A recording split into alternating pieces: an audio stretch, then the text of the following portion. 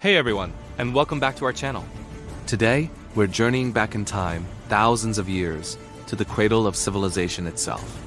We're going to explore the story of a city that rose from the dust to become the envy of the ancient world, a symbol of power, wealth, and wonder. This is the epic tale of Babylon. Our story begins here, on the fertile Mesopotamian plains, nestled between the life-giving waters of the Tigris and Euphrates rivers. Around 4,000 years ago, what would become the mighty Babylon was just a small, unassuming settlement of mud brick houses. It was a modest town, one among many in a land teeming with competing city-states. For centuries, it existed in the shadow of more powerful neighbors like Ur and Akkad. Its early days were humble, giving little hint of the grandeur that was to come. It was a simple agricultural community, its people tending their fields, their lives dictated by the rhythm of the rivers and the seasons. But the strategic location of this small town on the banks of the Euphrates held a secret potential, a geographic advantage that would one day be its key to greatness. The stage was set, waiting for a leader with a vision to unlock it. That leader arrived around 1894 BCE with the rise of the Amorites, a Semitic-speaking people who established a new dynasty in Babylon. The city began to stir, its influence slowly expanding.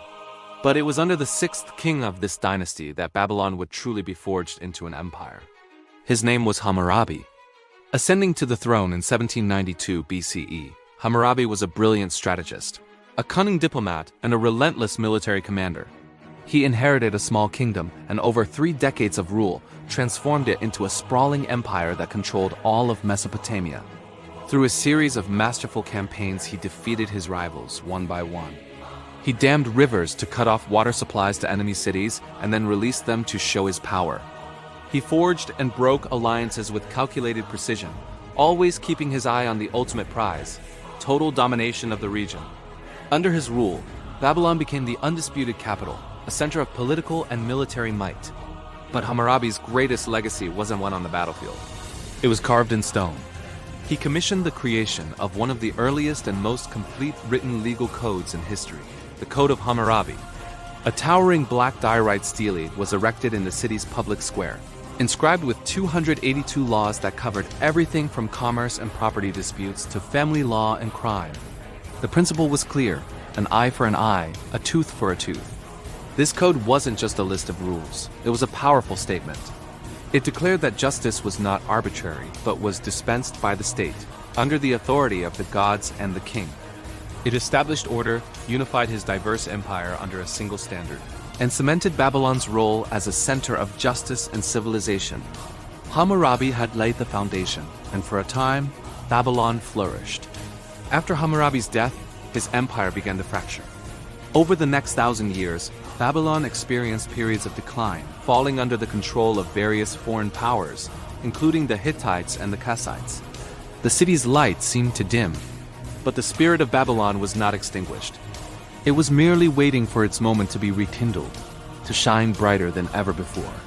That moment arrived with the dawn of a new era, the Neo-Babylonian Empire. In 626 BCE, a Chaldean leader named Nabopolassar seized the throne, threw off the yoke of Assyrian rule, and established a new Babylonian dynasty. His reign marked the beginning of a renaissance, a golden age that would reach its zenith under his son, a name that echoes through history: Nebuchadnezzar II. Ascending the throne in 605 BCE, Nebuchadnezzar II was a visionary builder and a formidable military leader. He transformed Babylon into the largest and most magnificent city the world had ever seen. Imagine walking through its streets. The city was protected by a massive double wall, so thick that chariots could race along its top. You would enter through one of 8 monumental gates, each dedicated to a different god. The most famous was the Ishtar Gate, a breathtaking structure covered in brilliant blue-glazed bricks and adorned with reliefs of lions, dragons, and bulls. It was a dazzling display of wealth and power, designed to awe visitors and intimidate enemies. At the heart of the city stood the great ziggurat of Itumenenki, a towering temple dedicated to the patron god Marduk. This colossal structure, possibly the inspiration for the biblical Tower of Babel, soared into the sky, a man-made mountain connecting the earth to the heavens. It was the religious and cultural center of the empire. But Nebuchadnezzar's ambition didn't stop there. According to ancient writers, He also built one of the 7 wonders of the ancient world for his homesick wife, the legendary Hanging Gardens of Babylon. Picture a series of terraced gardens, lush with exotic trees, shrubs, and vines rising up like a green mountain in the middle of the desert city, irrigated by an ingenious system of pumps that brought water up from the Euphrates. Under Nebuchadnezzar, Babylon was not just a fortress. It was a vibrant metropolis. The population swelled, and its markets buzzed with merchants from across the known world. Astronomers in the city's temples meticulously mapped the stars, developing sophisticated mathematics and laying the groundwork for modern astronomy. The city was a beacon of learning, culture, and prosperity. For nearly a century, Babylon was the undisputed master of the Near East, the glorious capital of a vast empire. It was the city of gold, a testament to human ambition and achievement. It seemed for a moment that its glory would last forever. But as with all great empires, the golden age of Babylon could not last. After the long and prosperous reign of Nebuchadnezzar II, a series of weaker kings took the throne. Internal strife and political instability began to eat away at the empire's foundations. Meanwhile, a new power was rising in the east. The Persians, led by a king who would become known as Cyrus the Great. Cyrus was a military genius and a shrewd statesman. He had united the Medes and the Persians and was rapidly expanding his Achaemenid empire. By 539 BCE, his sights were set on the richest prize of all, Babylon. The story of its fall is shrouded in legend, but historical accounts suggest it was as much about strategy as it was about force. The Babylonian king at the time, Nabonidus, was unpopular with the priestly class and many of his own people. According to the Greek historian Herodotus, the Persian army diverted the course of the Euphrates River, which flowed through the middle of the city. Under the cover of night, Cyrus's troops marched into Babylon along the dry riverbed, taking the city by surprise with little to no resistance. The fall of Babylon in 539 BCE was a pivotal moment in history. It marked the end of Babylonian independence and the end of its reign as an imperial capital. Cyrus, in a move that was characteristic of his enlightened rule, entered the city not as a destroyer, but as a liberator. He respected the city's customs and gods and allowed peoples who had been exiled by the Babylonians, including the Jews, to return to their homelands. While Babylon was no longer the center of an empire, it continued to be an important city under Persian, and later, Greek and Parthian rule. But its golden age was over. The great walls slowly crumbled, the temples fell into disrepair, and the population dwindled. Over the centuries, the sands of the Mesopotamian desert gradually reclaimed the once mighty city. The metropolis that had been the jewel of the ancient world faded into memory, its story preserved in ancient texts and the ruins that now lie in modern-day Iraq. From a humble settlement to the most magnificent city on earth and back to dust, the story of Babylon is a powerful reminder of the rise and fall of civilizations. It's a tale of ambition, innovation, power, and the relentless passage of time. The legacy of Babylon lives on in our laws, our astronomy, and in the enduring legends that still capture our imagination. Imagine traveling back in time, nearly 4,000 years ago, to the heart of ancient Mesopotamia. You're standing in the bustling city of Babylon, a hub of trade, culture, and power. And in the center of it all, a towering stone monument stands for everyone to see. This isn't just a sculpture. It's a revolution in justice, a set of laws that will echo through the ages. This is the story of Hammurabi's code. So, who was this Hammurabi? He was the 6th king of the first Babylonian dynasty, ruling from around 1792 to 1750 BC. When he came to the throne, Babylon was just one of many city-states in the region. But Hammurabi was ambitious. Through a brilliant combination of military conquest and shrewd diplomacy, he united Mesopotamia under his rule, creating a vast empire. But building an empire is one thing. Holding it together is another. Hammurabi knew he needed more than just soldiers. He needed order. He needed a unified system of justice that would apply to everyone in his diverse kingdom. And so, near the end of his long reign, he gave his people one of his greatest legacies, the Code of Hammurabi. This code was inscribed on a massive 7.5-foot-tall diorite stele. Picture that for a moment. A huge black stone, harder than granite, meticulously carved with 282 laws in the Akkadian language, using cuneiform script. It was placed in a public square, likely in the Temple of Sippar, for all to see. This was groundbreaking. Before this, laws were often just spoken traditions, subject to the whims of local judges or rulers.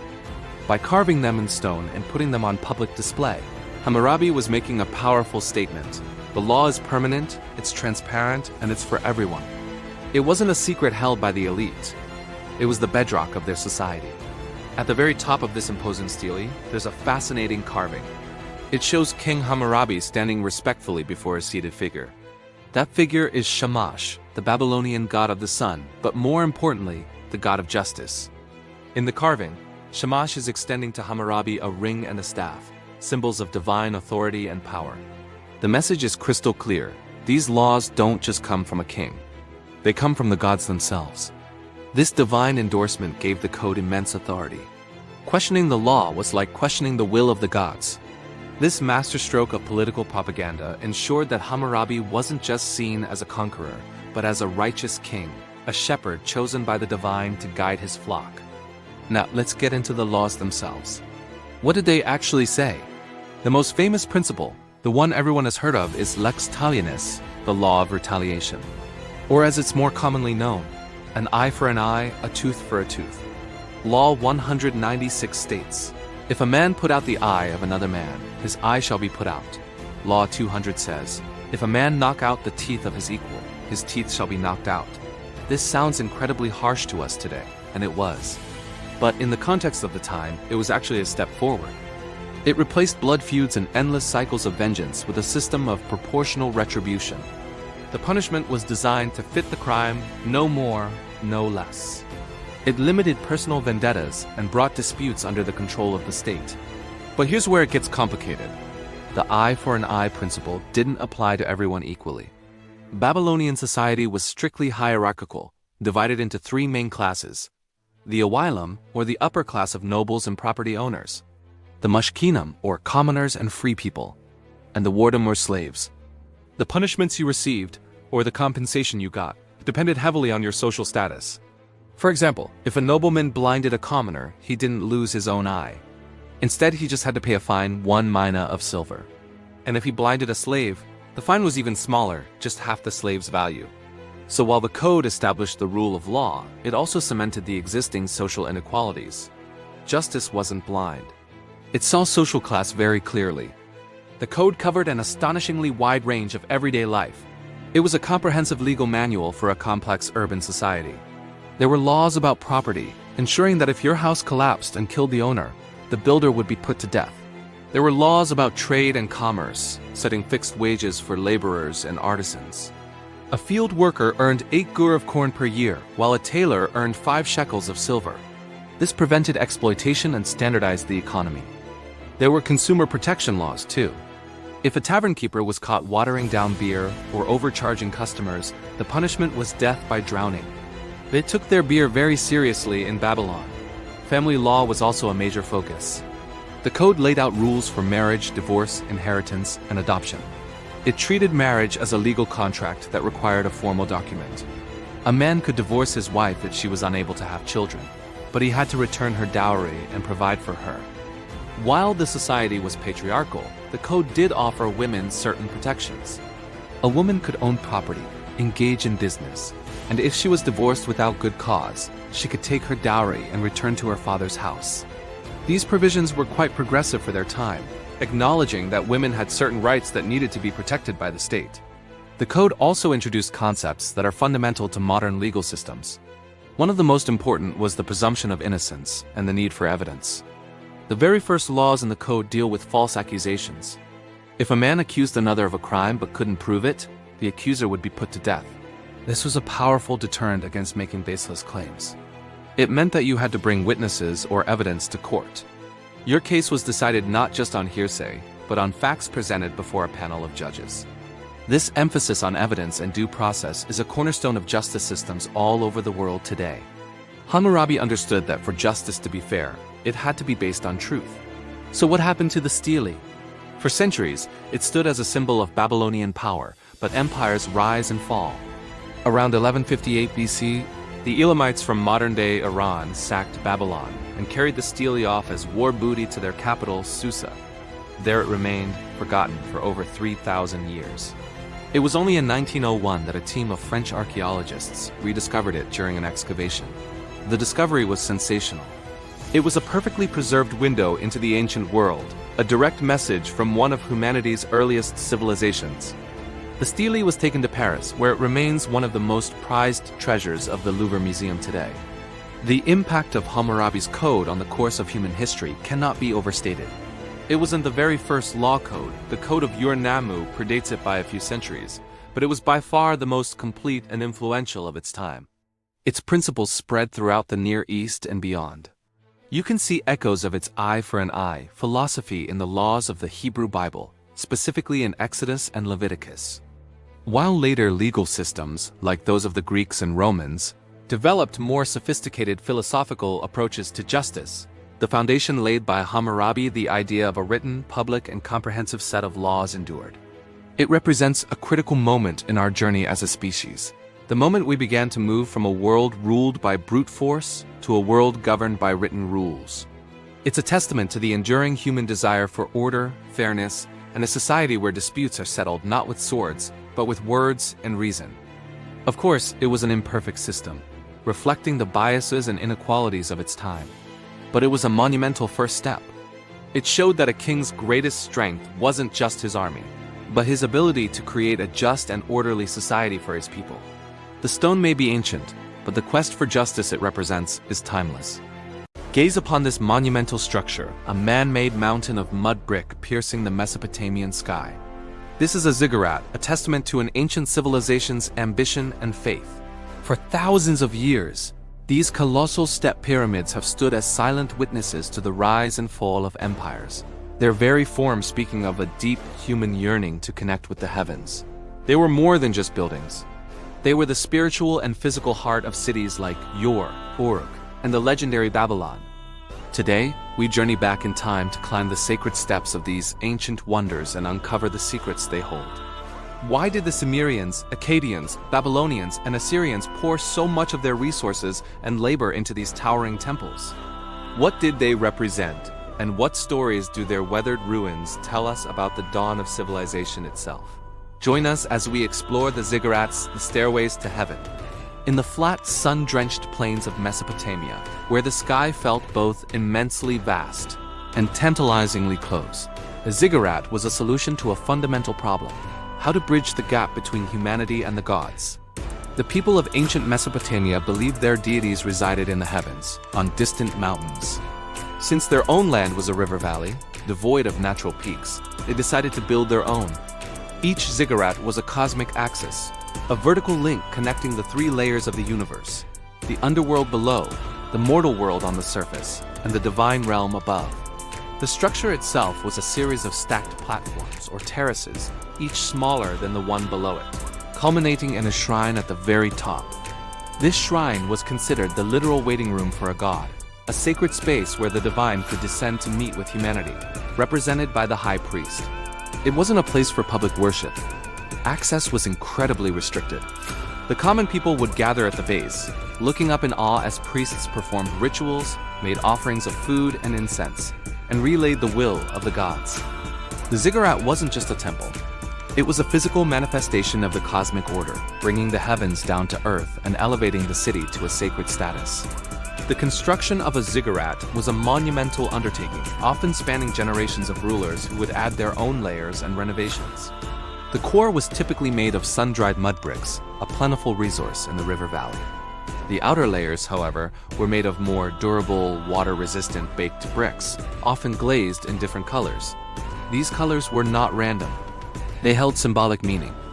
For example, the lowest levels might be black, representing the underworld, the middle levels red for the mortal world, and the top level blue for the heavens.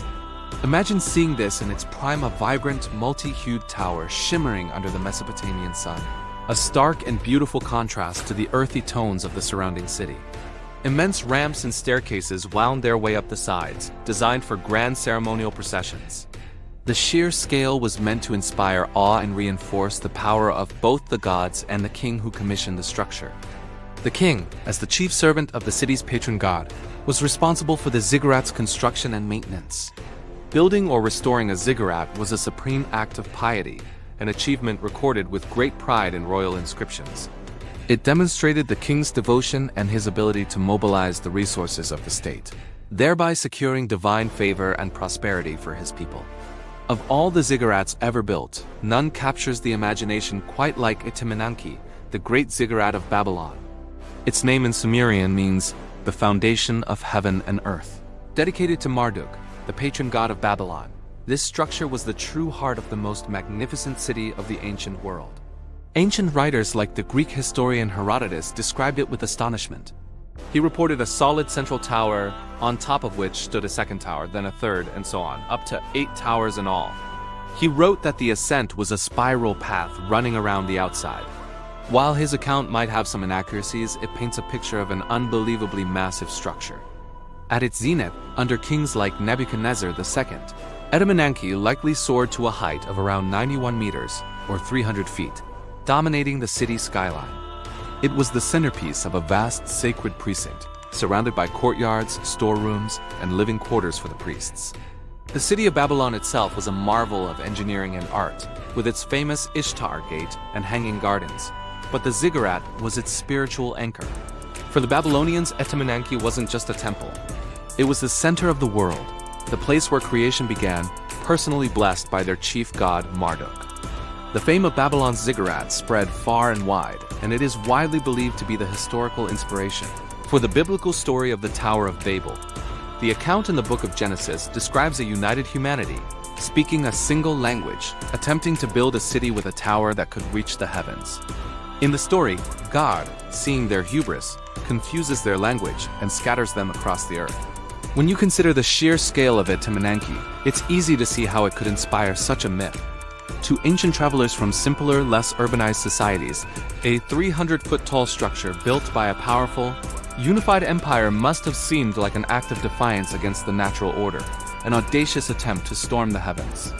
The story reflects a deep-seated cultural memory of Mesopotamia's immense power and architectural ambition. The name Babel itself is a Hebrew form of Babylon. While the biblical narrative frames the tower as an act of arrogance punished by God, the historical reality is that the Babylonians built it as an act of devotion, a way to honor and connect with their God, not to challenge him. The story of Babel, therefore, gives us a fascinating glimpse into how Mesopotamian culture was viewed by its neighbors, with a mixture of awe, suspicion, and perhaps a little bit of envy. So what happened to these magnificent towers? Why are they now mostly reduced to crumbling mounds of earth? The answer lies in their very construction. While the outer layer of baked brick offered some protection, the core of sun-dried mud brick was vulnerable to the elements. Without constant maintenance, rain and wind would slowly erode the structures.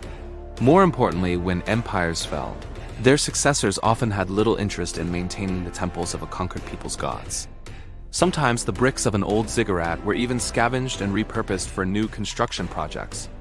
Itimenanki in Babylon suffered this fate. After Babylon was conquered by the Persians, and later by Alexander the Great, the ziggurat fell into disrepair.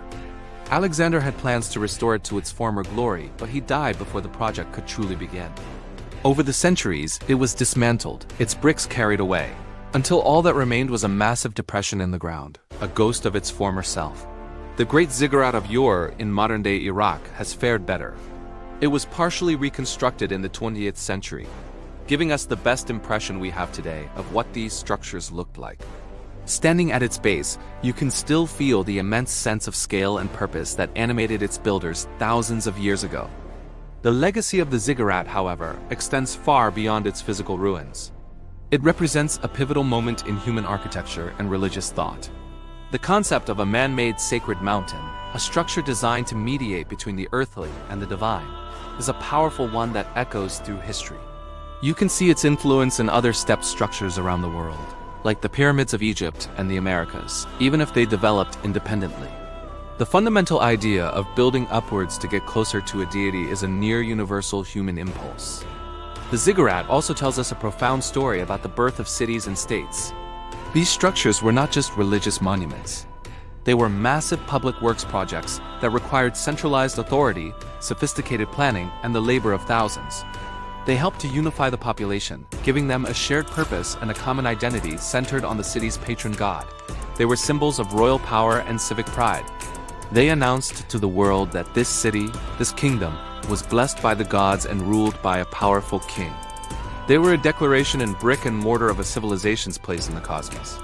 As we look at the remnants of these ancient stairways to heaven, we are looking at the dreams of an entire civilization. The people of Mesopotamia lived in a world where the gods were an active and often unpredictable force in their daily lives. Floods, droughts, and disease were seen as signs of divine displeasure, while bountiful harvests and military victories were signs of favor. The ziggurat was their attempt to manage this relationship, to create a stable, ordered point of contact with the powerful forces that governed their world. It was an expression of hope, a beacon of stability in a volatile world. It was a bold statement that humanity was not just a passive subject of the gods, but an active partner, capable of building a bridge to the heavens and bringing a measure of divine order down to earth. The ziggurats may be ruins now, but the ambition they represent, the desire to understand our place in the universe, and to reach for something greater than ourselves, is a story that is still being written today. They remind us that for as long as we have looked up at the sky, we have dreamed of climbing to the stars. Imagine a world where one man's ambition could raise an empire from dust and build a wonder that would echo through eternity. This is the story of Nebuchadnezzar II, the greatest king of the Neo-Babylonian Empire. His name is forever etched in history, not just as a conqueror, but as a builder of dreams. Let's rewind to the 7th century BC. The mighty Assyrian Empire was crumbling, and in the power vacuum, a new force was rising from the ancient lands of Mesopotamia. This was the Neo-Babylonian Empire, and at its helm was a prince with a vision, Nebuchadnezzar. He wasn't born into a long, stable dynasty. His father, Nabopolassar, was a Chaldean chief who had seized the throne of Babylon. Nebuchadnezzar had to prove his worth, not just inherit it, and prove it he did. His early military career was nothing short of spectacular. The decisive moment came in 605 BC at the Battle of Carchemish. Here, Nebuchadnezzar, still a crown prince, led the Babylonian army against the combined forces of Egypt and the remnants of the Assyrian army. It was a crushing victory. This battle wasn't just a win. It was a statement. It marked the end of Assyrian dominance and the undisputed rise of Babylon as the new superpower of the Near East. With this single victory, he secured control over Syria and the Levant, laying the foundation for an empire that would stretch from the Persian Gulf to the Mediterranean Sea. Upon his father's death, Nebuchadnezzar rushed back to Babylon to claim his throne. Now king, his ambition knew no bounds. He was a brilliant strategist, but also utterly ruthless. His campaigns were relentless, aimed at expanding his empire and crushing any dissent. Perhaps the most famous and controversial of his military actions was the subjugation of the kingdom of Judah. After a series of rebellions, Nebuchadnezzar's patience ran out. In 586 BC, he laid siege to Jerusalem, a siege that ended in the city's total destruction. The magnificent Temple of Solomon was razed to the ground, and a significant portion of the Jewish population was exiled to Babylonia. This event, known as the Babylonian Captivity, is a pivotal moment in Jewish history and is heavily documented in the Bible, painting a picture of Nebuchadnezzar as a divine instrument of punishment. He also campaigned against the Phoenician city of Tyre, a wealthy port that was notoriously difficult to conquer. The siege of Tyre lasted for an incredible 13 years. While he didn't manage to completely sack the island fortress, he did force the city to submit and pay tribute, demonstrating his incredible tenacity and the sheer power of his military machine. Through these and many other campaigns, Nebuchadnezzar II transformed Babylon from a regional power into a vast multicultural empire. But conquest was only half of his story. If his military might built the empire, his passion for construction built its soul. Nebuchadnezzar wasn't just a warrior king. He was an architect of splendor.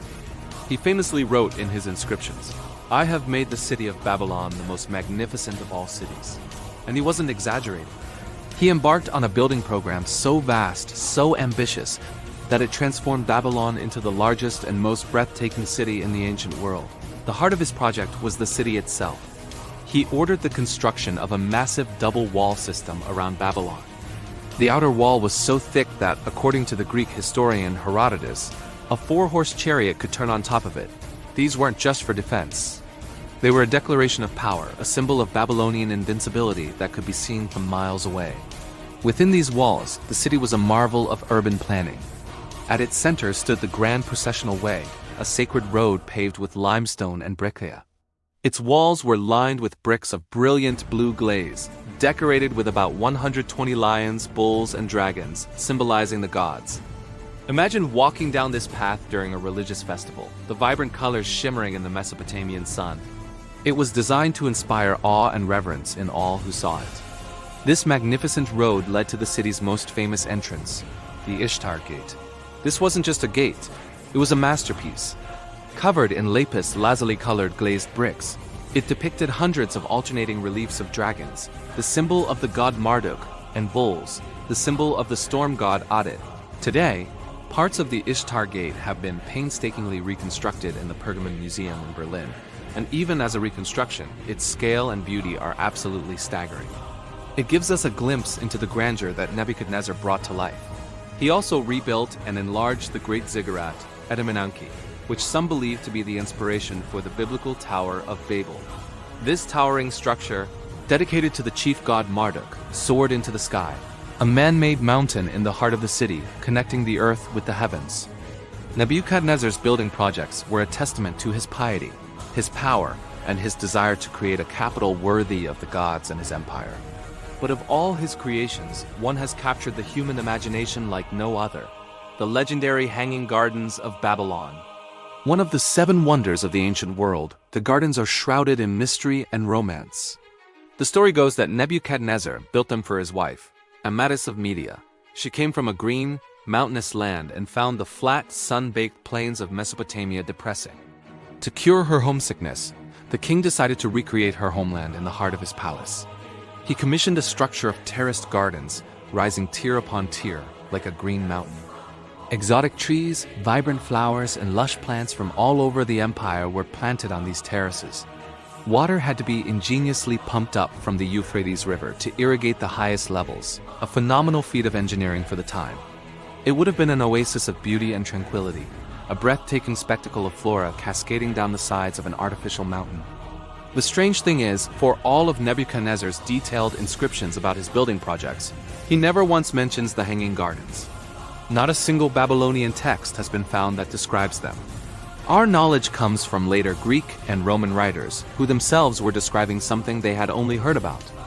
This lack of direct evidence has led some scholars to question if the gardens ever existed at all, or perhaps they were located elsewhere, or maybe they were a poetic exaggeration that grew over time. Real or not, the story of the Hanging Gardens tells us something profound about how Nebuchadnezzar was remembered. He wasn't just the ruthless conqueror. He was also seen as a romantic figure, a king who would move heaven and earth, or at least move a mountain's worth of earth for the woman he loved. The legend of the Hanging Gardens has become a symbol of his reign, a fusion of immense power and incredible beauty. Nebuchadnezzar II ruled for 43 years, a long and stable reign that marked the absolute pinnacle of Neo-Babylonian power. He took a city-state and forged it into a world-spanning empire. He transformed his capital into a wonder of the world.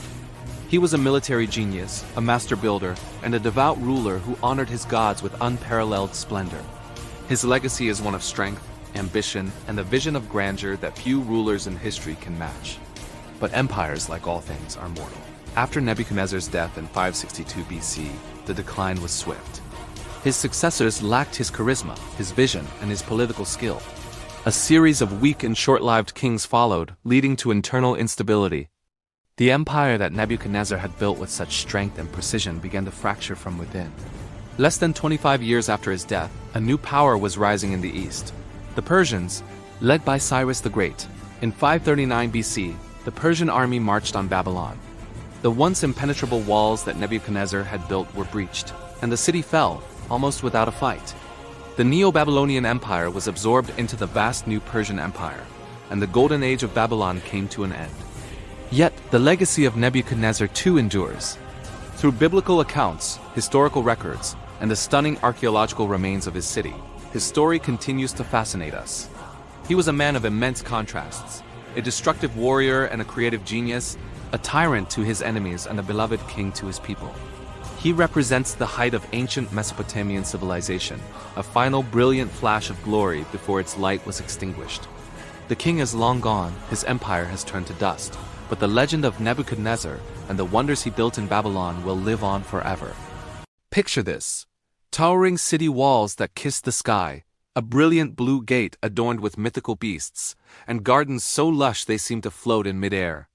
This was Babylon, the heart of the Neo-Babylonian Empire, a dazzling jewel in the ancient world. For nearly a century, from 626 to 539 BCE, this empire dominated Mesopotamia, reaching its zenith under the legendary King Nebuchadnezzar II. He wasn't just a conqueror. He was a master builder. He transformed Babylon into the largest city of its time, a marvel of engineering and art. Imagine walking through the Ishtar Gate, its glazed bricks shimmering in the sun, depicting lions, dragons, and bulls. Or strolling along the grand processional way, feeling the weight of history with every step. And then there were the Hanging Gardens, one of the 7 wonders of the ancient world. A terraced paradise, a green mountain built in the middle of the desert, a testament to a king's love and an empire's power. Babylon was more than a city. It was a symbol of civilization, a beacon of culture, knowledge, and wealth that seemed destined to last forever. But as we all know, even the mightiest empires can fall. The golden age of Babylon, however, was not without its shadows. After the long and prosperous reign of Nebuchadnezzar II, a series of less effective rulers took the throne, leading to a period of instability. Then, in 556 BCE, a new king ascended, a man named Nabonidus. He was an unusual ruler, to say the least. While his predecessors focused on military might and civic construction, Nabonidus was an antiquarian, a scholar king deeply devoted to the moon god Sin. He spent long periods away from the capital, excavating old temples and reviving ancient religious rites in the Arabian desert city of Tama. This religious devotion didn't sit well with everyone back in Babylon. The powerful priests of Marduk, the city's chief god, felt neglected and angered. They saw the king's preference for Sin as a direct challenge to their authority and the traditions that held the empire together. Public discontent began to simmer as religious festivals were neglected and the king remained absent. This internal division, this spiritual crisis, was weakening the empire from within, making it vulnerable at the very moment a new, formidable power was rising on the horizon. While Babylon was grappling with its internal conflicts, a storm was gathering to the east. A new dynasty, the Achaemenids, had united the Persian tribes under a visionary leader, Cyrus the Great. Cyrus was not just a brilliant military strategist. He was also a master of diplomacy and propaganda. He built a vast, multi-ethnic empire, stretching from modern-day Turkey to the borders of India, with a speed that astonished the ancient world. His conquests were legendary. He defeated the Medes, conquered the wealthy kingdom of Lydia, and absorbed vast territories, each victory adding to his army's strength and his reputation as an unstoppable force. The Persian war machine was a marvel of organization and tactics, combining skilled cavalry, disciplined infantry, and expert archers. As Cyrus's empire expanded, it was only a matter of time before its gaze turned toward the Fertile Crescent and the ultimate prize, the rich and legendary city of Babylon. The stage was set for a clash of titans, a confrontation that would decide the fate of the Near East. The sprawling, internally divided Babylonian Empire was about to face the disciplined, unified, and rapidly expanding power of Persia. The year is 539 BCE. The inevitable has arrived. Cyrus the Great and his massive Persian army march into the heartland of Babylonia.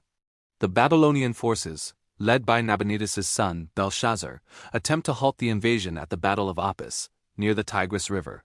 But the Persian military proves too powerful. The Babylonian army is decisively defeated, and the road to the capital lies wide open. As panic grips the region, Cyrus employs a brilliant strategy. He presents himself not as a brutal conqueror, but as a liberator. His propaganda machine works overtime, spreading messages that he is the chosen one of Marduk, sent to restore traditional worship and free the people from the impious King Nabonidus. Many Babylonians, already disillusioned with their own king, were receptive to this message. Nabonidus, having returned from his long stay in the desert, rushes back to his capital, but it's too late. The city of Sippar falls without a fight. The internal support for the Babylonian monarchy has crumbled. The greatest city in the world, once thought to be impregnable, now stands alone, awaiting its fate. The final act of this grand historical drama unfolds at the gates of Babylon itself. The city's defenses were legendary. Its massive double walls were so thick, it was said a 4-horse chariot could do a U-turn on top of them. A direct assault would have been costly and perhaps impossible. But Cyrus was a man of cunning as well as force. The ancient Greek historian Herodotus tells us a remarkable story. While the Babylonians were distracted, perhaps celebrating a religious festival. Cyrus's engineers diverted the course of the mighty Euphrates River, which flowed right through the center of the city. As the water level dropped to little more than knee-deep, the Persian army simply waded into Babylon under the cover of darkness, entering through the river gates. The city fell without a major battle. It was an anticlimax, a quiet and strategic end to a mighty empire. The great city of Nebuchadnezzar was taken not by storm, but by stealth. Belshazzar was killed, and when Nabonidus was captured, Cyrus, in a show of mercy that cemented his reputation, spared his life. The Neo-Babylonian Empire was no more. With the capture of Babylon, a new chapter began. Cyrus the Great made a triumphal entry into the city, not as a destroyer, but as a restorer of order. He paid his respects to the god Marduk, winning the favor of the powerful priesthood and the general population. In a move of historic significance, documented on the famous Cyrus Cylinder, he declared freedom for all peoples who had been deported and held captive by the Babylonians. This included the Jewish people, who were allowed to return to Jerusalem and rebuild their temple, an event celebrated in the Bible. Babylon was not destroyed. Instead, it became one of the most important administrative capitals of the vast Persian Empire. It retained its cultural prestige and economic importance for a time, but its days as the center of the world were over. Over the following centuries, under Persian and later Greek rule, the city's influence slowly waned. Other great capitals, like Susa, Persepolis, and later Alexandria, rose to prominence. The grand palaces and temples of Nebuchadnezzar gradually fell into disrepair. The mighty walls crumbled, and the desert began to reclaim what was once its own. The fall of Babylon in 539 BCE wasn't a sudden, fiery apocalypse, but the beginning of a long, slow decline. It marks the end of millennia of Mesopotamian dominance and the dawn of a new era, the Age of Persia. The legendary city that once touched the heavens eventually became a whisper in the sands of time, a powerful reminder that no empire, no matter how glorious, lasts forever. Thank you so much for joining us on this journey back to ancient Babylon.